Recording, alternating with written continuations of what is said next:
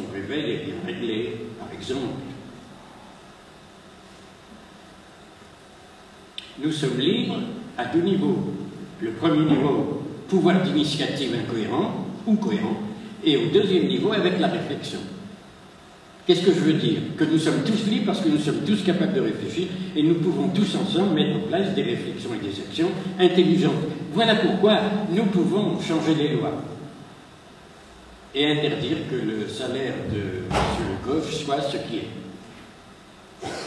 Ça ne va pas se faire du jour au lendemain, c'est pas parce que vous allez défiler devant l'Assemblée que ça va se faire. Ça va se faire sur le long terme si vous comprenez ce qu'est la force de l'humanité, la force de la démocratie. Nous pouvons.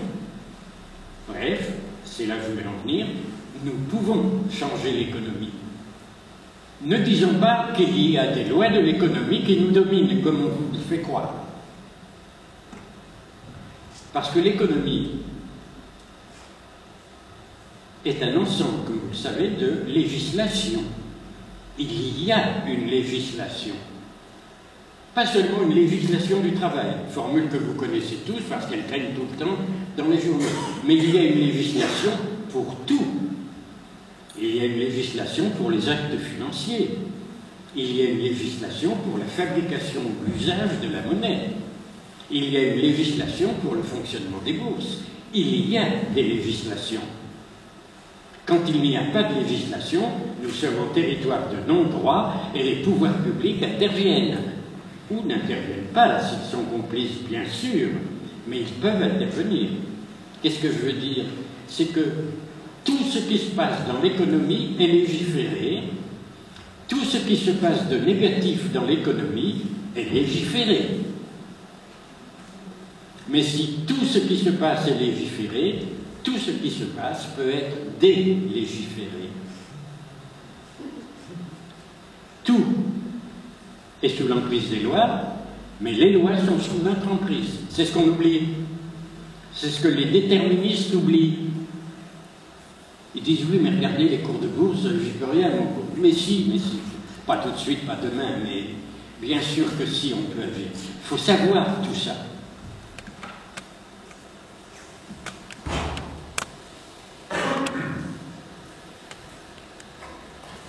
Alors l'économie, c'est la fabrication qui, dans une économie nouvelle, va être fabriquée dans des usines ou dans des entreprises que les gens vont appeler maintenant d'une façon commode humaine et qui devrait ressembler à ce que je dis, avec des entreprises sujets qui seront appuyées sur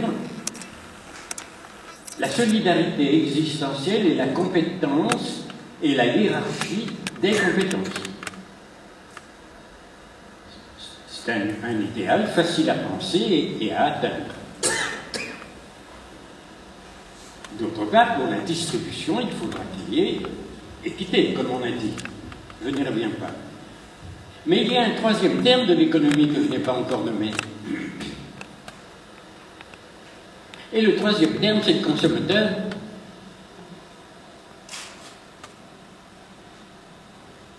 Alors là, c'est là où jamais où nous devons ne pas être dupes. Nous n'avons pas à nous laisser réduire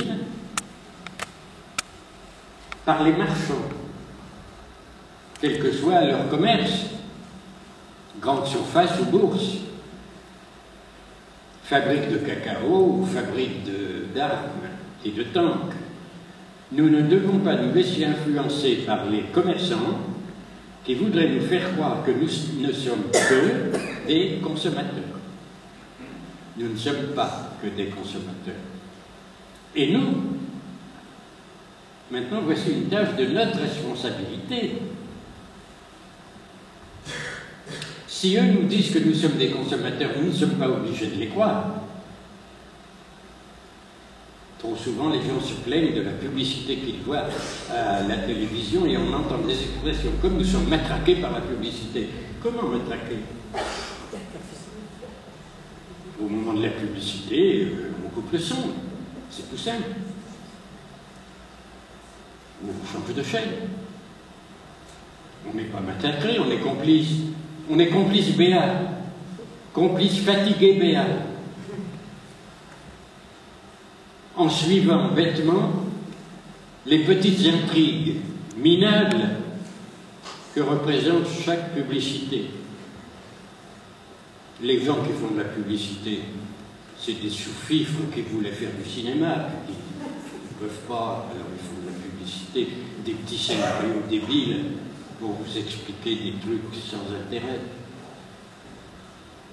Ah, nous sommes victimes de la télévision, nous sommes victimes de la publicité, victimes de rien, vous êtes complices, fatigués, inconscients, entre guillemets, réveillez-vous. Et sachez que, consommateur vous êtes, en partie si vous voulez. En partie si vous voulez, comme vous voulez, quand vous voulez. Et même, secondairement, quand même, votre vie, elle ne consiste pas essentiellement à savoir ce que vous allez acheter au marché, mais si votre vie c'est ça, c'est pas fort. Votre vie c'est autre chose. Oui, mais qu'est-ce qu'on mange à midi? Bon, d'accord, on y va, on fait les courses, d'accord. Puis on fait autre chose. Alors pendant qu'on est, faisons-le joyeusement, ce marché provençal. Ben oui, bon, d'accord. Ça fait pas une vie. Ça fait un bon moment, c'est pas pareil. Donc libérons-nous. Et puis libérons-nous aussi, je vais utiliser des expressions journalistiques, les désirs et les besoins artificiels. Les besoins créés par la publicité. La publicité, elle ne crée rien du tout. C'est vous qui créez à l'occasion de la publicité votre propre désir. On vous présente à la publicité, à la télévision, une nouvelle voiture, vous dites, ah oui, tiens, pourquoi pas. Là, vous êtes perdu, mais c'est vous qui vous perdez. Mais non, regardez-la, votre vieille voiture, elle est très bien. Et puis, c'est pas ce qui compte. Qu'est-ce que vous voulez faire? Vous voulez aller vite, vous prenez le train. Vous voulez vous promener, vous prenez la bagnole. Allez, il faut se détacher de tout ça. Ce qui ne veut pas dire être indifférent aux législations qui vont légiférer l'économie, c'est-à-dire les échanges. Non, non, vous êtes présent. Oui, mais on ne peut pas être présent partout. Mais bien sûr, c'est pour ça qu'on a des députés. C'est à eux de faire le boulot. C'est à eux de comprendre que nous ne sommes pas des consommateurs. Oui, mais les députés sont aussi lourds que la télévision. Donc il faut faire leur éducation, d'accord? Tout commence par l'éducation. Je ne vais pas développer ça parce qu'on repart sur une autre voie. Revenons à l'économie. Mais cet individu humain qui est un sujet libre, qui a d'autres choses à faire dans l'existence, il a à construire sa joie, que de faire son marché. Qui est-il? À part le fait qu'il est capable d'acheter et de vendre, eh bien, il est un sujet de désir. Il est quelqu'un qui recherche le bonheur. Ah, nous y voilà. Et si on mettait la consommation au service de ce grand dessein? Et alors on s'aperçoit d'une chose, c'est que peut-être une économie renouvelée, une économie équitable, peut-être est-ce qu'elle est un instrument extrêmement efficace pour préparer la voie à un travail personnel pour le bonheur. C'est un peu comme si on préparait le terrain. Le vrai chantier de notre existence, c'est le bonheur, c'est pas l'économie. On s'en moque de l'économie.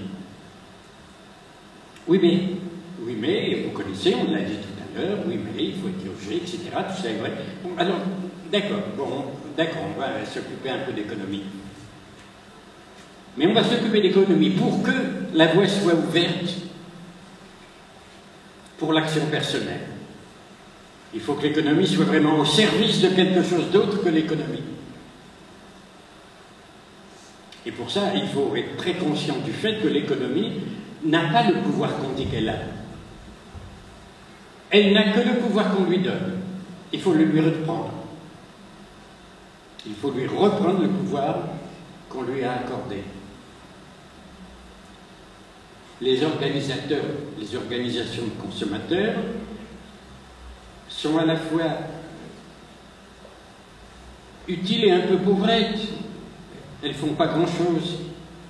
Elles disent oui, ce produit est pas mal, mais il n'est pas aussi bien qu'on dit. J'en ai vu un autre qui n'est pas mal non plus, peut-être un peu mieux. J'en ai un autre qui est peut-être un peu moins cher. Bon, d'accord. Les associations de consommateurs pourraient être des forces ayant la force de la dynamite, avec une société de consommateurs bien organisée et décidée et qui ciblerait son action à des moments différents sur des produits différents. Elle peut obtenir ce qu'elle veut. On nous dit, on n'arrête pas de nous dire, la télévision nous dit, les politiques, les députés, tout le monde nous dit, les grandes surfaces exploitent les paysans. Et les paysans viennent à la télé pour dire, nous sommes exploités par les grandes surfaces. Mais en fait, il ne suffit de pas aller en grande surface pour qu'il y ait plus de grande surface. Ah oui, mais non pas ah oui, mais ils sont plus près de chez nous. Faisons les kilomètres. On fait les kilomètres, on va chez l'épicier du coin, on ne va pas à la grande surface, on réalise ça dans toute la province, et la grande surface Intel, au bout de 3 mois, elle arrête. Ou elle baisse ses prix. C'est du travail. Il faut être conscient, il faut être patient, il faut être généreux, il faut être modeste, il faut avoir l'humour. Mais on peut abattre n'importe quelle grande surface. Oui, ils ont des antennes, le pouvoir, ils ont des députés. Si on n'achète pas, il n'y a pas de grande surface. Il n'y a pas de commerçant sans client. Il n'y a pas d'économie sans consommateur. Tiens, nous commençons à découvrir le fin du fond, c'est que c'est le consommateur qui est le maître. Alors nous devons être le maître pour autre chose que pour l'économie. L'économie, oui, mais à notre service. Vous voulez fabriquer des biens de qualité, d'accord, si ça nous plaît, et jusqu'à une certaine limite. Et pas n'importe quel bien, c'est pas la peine de forcer sur les armes. Si on forçait sur les... Tiens, sur la construction. Tiens, si on changeait des législations. C'est facile de changer la législation du logement. Ah, puis ça a l'air d'être la croix et la bannière, là. Quand un ministre commence à penser le logement, alors il n'a plus de force. Il est anéanti. Il y a tant de forces qui sont contre. Qu'est-ce que c'est que ces histoires? Qu'est-ce que c'est que ces manières lamentables et paresseuses de concevoir le travail démocratique?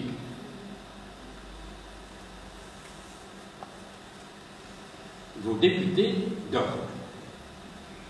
Il faut les réveiller. C'est pas vous à vous occuper de la législation de l'immobilier. Et alors, il fait vos députés, alors. Ah oui, mais les députés, c'est rien sans vous. Et nous croyons, et puis c'est comme ça que nous faisons, puis c'est comme ça que je fais aussi, soyez tranquilles, je fais comme vous. Nous croyons que on va, on vote, on est tranquille, zéro. On a fait notre devoir, notre bonne conscience. J'ai voté X, j'ai pas voté Y, je suis content. À eux de jouer maintenant, ils gagnent, ils perdent. On va voir ça ce soir à 20h, les élections. Nous avons gagné, on a gagné, on a gagné, on a perdu, c'est pas vrai. Et puis, mais on reste chez soi.